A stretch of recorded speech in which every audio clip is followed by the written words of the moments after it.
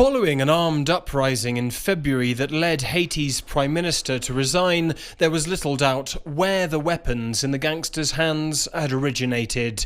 The UN says the firepower that has fueled Haiti's descent into chaos was trafficked from the United States. There's not a single gun or bullet that's manufactured in Haiti. Almost all of it comes from the United States, a lot of it directly from the port of Miami.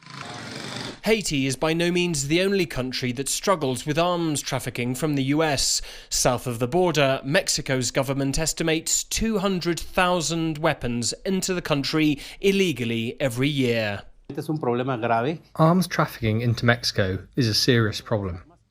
70% of all the cartel firearms come from the US, available throughout the entire country, and leave criminals in many cases better equipped than local security forces. There are even WhatsApp groups in Mexico dedicated solely to the sale of illicit firearms. Grupos de WhatsApp públicos que venden armas. The arguments that we used. That's led Mexico's government to take legal action against the US firearms industry and the practice of straw purchasers, those who buy guns illegally intending all along to pass them across the border. The manufacturers and distributors are negligent because they do not monitor and discipline their distribution channels and points of sale, knowingly that their guns are sold to straw purchasers. Companies have to be accountable to what they're doing and the harm Mexico is suffering.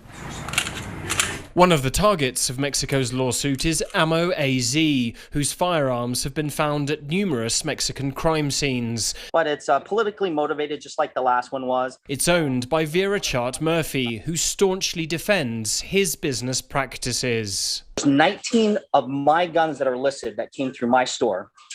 5 years ago, we sell 30,000 guns a year. When you walk up to my counter and you want to buy a gun, we transmit your information to FBI and ATF. They're the ones that tell us yes or no, this person can have a gun. What you do with the firearm once you leave my store has nothing to do with me. But even legal arms trading can be problematic. Recently, Ecuador called off a trade-in of its security forces' aged equipment for more modern US firearms after learning Washington would be sending its older gear to the front lines in Ukraine.